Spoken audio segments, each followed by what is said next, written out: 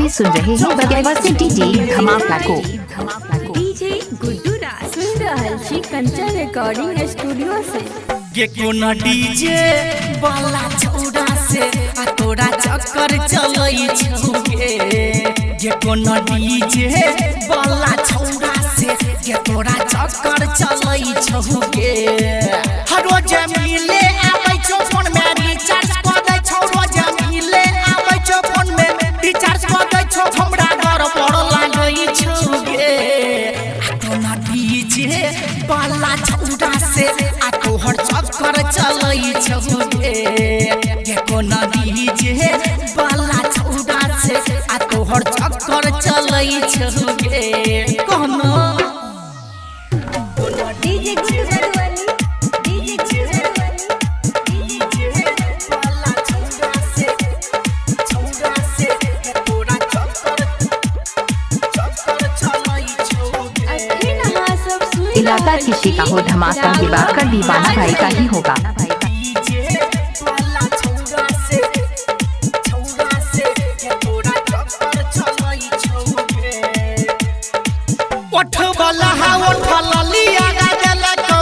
जोड़े जोड़े झुलनिया गे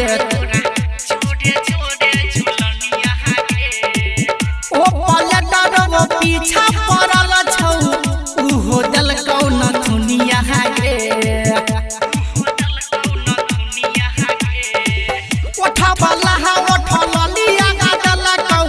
जोड़े जोड़े झुलनिया गे ओ पलटर वो पीछा पड़ल छौ। उहो दलकौ न दुनिया गे। तोरा लाजू नहीं भेल केहन मिजाज भेल। तोरा लाजू नहीं भेल केहन मिजाज भेल। रोज नजर लड़ई छौगे। कोना डीजे वाला छौड़ा से आ तोहर चक्कर चलई छौगे। जे कोना डीजे वाला छौड़ा से आ तोहर चक्कर चलई छौगे। नहीं बतबी ना। डीजे गुड्डू मधुबनी अभी सुन रहे दिवाकर दीवाना भाई।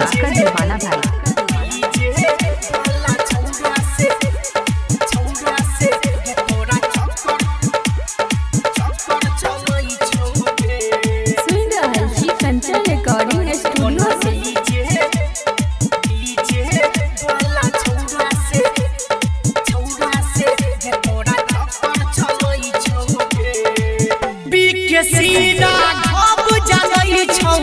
तोहर खेला सब गे छौरी।